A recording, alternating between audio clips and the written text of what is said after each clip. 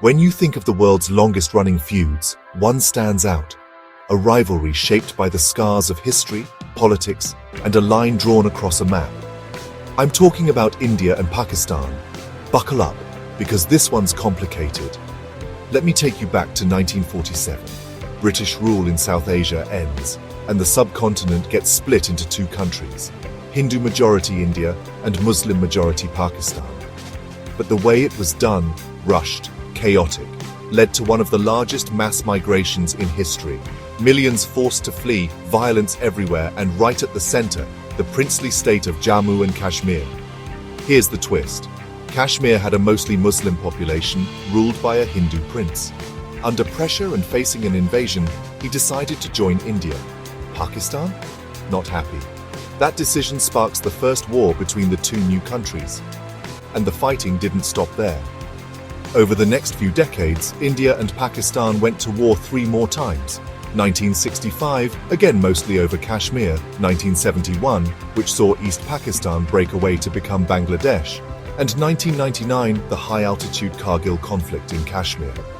Every time the borders shifted a little, but the big issue, who controls Kashmir, was never solved. The so-called line of control divides the region, but it's barely a line at all. Now here's where things get even more tense. Both India and Pakistan developed nuclear weapons in the late 1990s. Suddenly the stakes are sky high. A mistake or a miscalculation could mean disaster, not just for them, but for the whole region. You'd think a nuclear standoff would cool things down, but the clashes kept coming, just in different forms. Cross-border skirmishes, accusations of terrorism, and deep suspicion.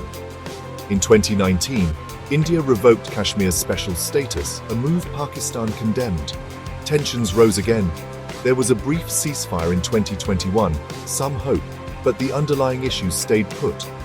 Fast forward to April 2025, an attack in Kashmir kills 26 people.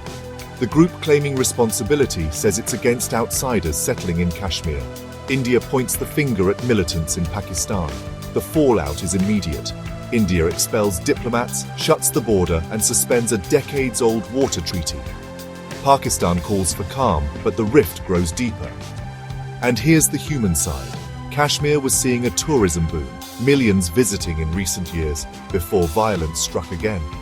Regular people on both sides pay the price for this conflict. The world keeps calling for dialogue, for peace, but trust is hard to come by. The India-Pakistan rivalry is a web of historical wounds, territorial disputes, and national pride. After all this time, the big questions about borders, about identity, about justice are still hanging in the air.